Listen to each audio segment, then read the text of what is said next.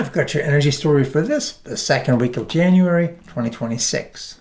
Happy New Year to all. Well, unless you're Nicolas Maduro, but that's a narrative for another day and we'll see how that plays out. There may be an energy story in Venezuela at some future date, but we'll need a lot of capital going into that region at a time when oil prices are pretty dismal. So somewhere along the way, we can probably expect U.S. taxpayer dollars to get involved, perhaps in the form of guarantees. Today, though, we're going to focus on the issue of offshore wind. No energy industry arguably suffered more in 2025 than offshore wind. It sat squarely in the middle of the Trump administration's crosshairs, which seemingly came up with every possible rationale to cripple that industry. Barely back in office, President Trump on January 20th of last year issued an executive memorandum with the short title, Temporary Withdrawal of All Areas on the Outer Continental Shelf from Offshore Wind Leasing and Review of the Federal Government's Leasing and Permitting Practices for Wind Projects. That memo directed federal agencies to suspend issuance of any permits, leases, and other authorizations required to develop and operate both onshore and offshore wind energy projects, pending a wide-ranging assessment of federal wind leasing and permitting practices. Unsurprisingly, in response, 17 states and the District of Columbia filed suit, claiming the action affected their ability to lower energy costs and reduce greenhouse gas emissions through wind energy generation.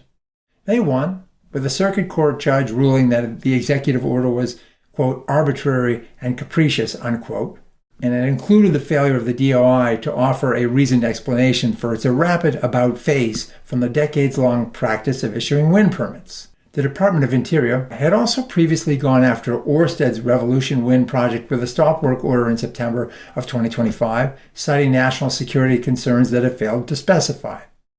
At that time, Secretary of the Interior Doug Burgum cited underwater drones, stating that people could, with bad ulterior motives to the United States, launch a swarm drone attack through a wind farm.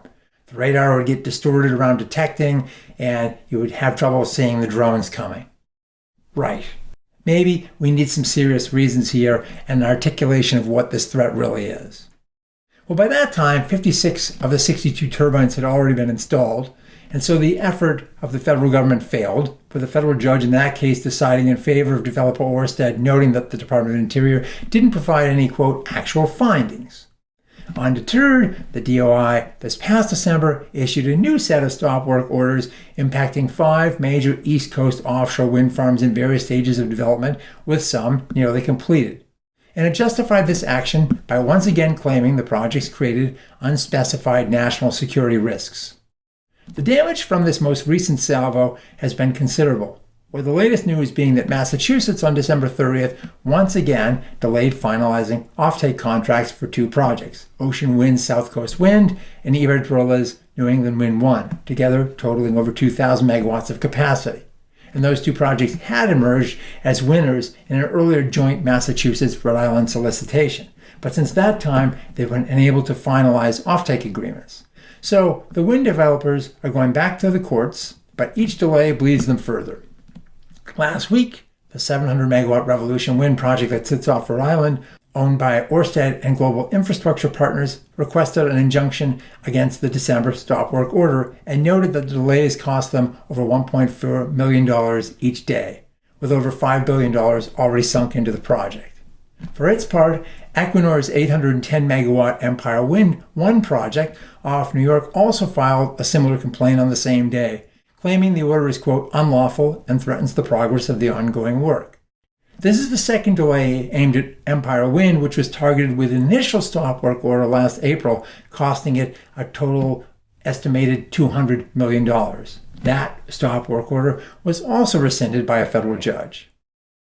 In its recent action, Revolution Wind argues that DOI's Bureau of Ocean Energy Management had previously reviewed the wind farm's potential impacts to national security, with extensive reviews from Department of Defense, U.S. Coast Guard, and the Federal Aviation Administration. And it further noted that in November of 2024, it agreed to a mitigation plan with the DoD and the Air Force specifically to address national security risks and any potential adverse effects on military operations and readiness, including radar systems. It's hard not to conclude that the current administration is simply looking for any reason to kill these projects. Interior Secretary Doug Burgum claimed last month that the projects could pose risks because, quote, relevant adversary technologies were developing quickly, unquote, referring to national security risks identified by the DoD in recently classified reports. But then, in a post on X, he went after the economics of the projects, characterizing them as expensive, unreliable, and heavily subsidized. So which is it? Empire Wind also argued the terms of its lease specify that advance notice, quote, will normally be given before requiring a suspension or evacuation, unquote. And that's what's really at stake here. Either these projects are a threat to national security, in which case countermeasures could be developed if necessary, or they're not. But in either case, they need lead times, and the rule of law would suggest an orderly process that is not so apparently politically driven, vindictive, or capricious. This type of precedent could allow future presidents to take the same actions against other investments they don't like. Maybe, in some future case, a pipeline or an offshore drilling lease program into which billions have been invested. That's one reason that some oil company execs have warned against this current approach.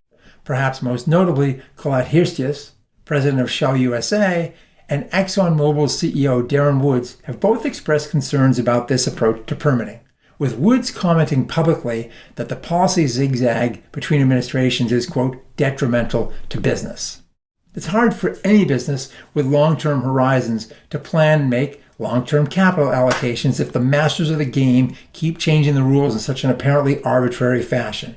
If the next time you pass go, you end up owing $200, you'd be wise to cash in your railroads and utilities, sell your hotels on Boardwalk and Park Place, and simply quit the game. Well, that's all for this week. Thanks for watching, and we'll see you again soon.